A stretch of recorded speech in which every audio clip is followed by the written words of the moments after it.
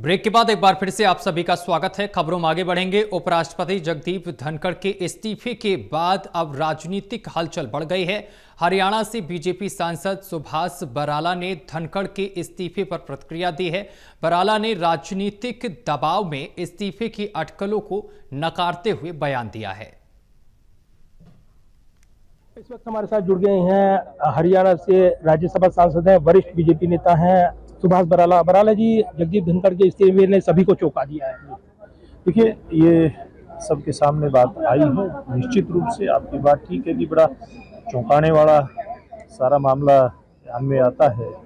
लेकिन उन्होंने बहुत स्पष्ट रूप में अपने रिज़ाइन में जो लिखा है, स्वास्थ्य कारणों से वो अपना रिज़ाइन कर रहे हैं। मैं तो एक ही बात कहना चाहूँगा कि ईश्वर उनके स्वास्थ्य को ठीक रखे, उनको सेहतमंद रखे, उनको मजबूती दे और वो समाज और देश की सेवा पूरी लगन के साथ, जैसे सारा जीवन उन्होंने समर्पित किया है, वैसे ही आगे भी समाज और देश की सेवा करते हैं। कांग्रेस ने इस इस्तीफे के बाद बड़े सवाल उठाए हैं सत्ता पक्ष पर और दबाव में इस्तीफा हुआ है, ये आरोप लगाए हैं। देखिए, सत्ता पक्ष तो के ऊपर कुछ न कुछ आरोप लगाना विपक्ष का काम है।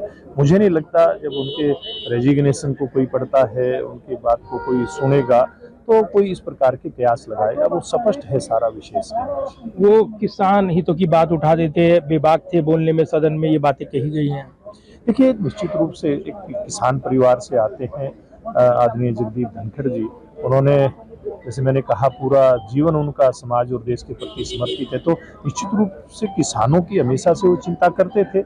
उनके विषयों को उठाना, उनकी चिंताओं को जाहिर करना, उनका समाधान करवाना हमेशा से उनकी प्राथमिकता में रहा है। इसलिए इसके ऊपर कोई अन्यथा सवाल खड़े करने की जरूरत नहीं है। ये कहा जा रहा है कि ये इस्तीफा असहज करता है बीजेपी को।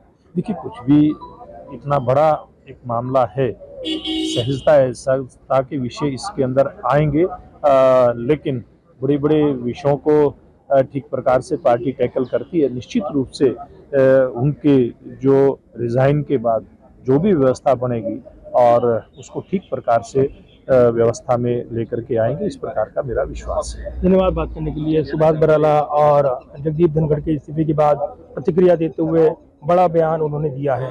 Pradeep Kumar, total news, Delhi.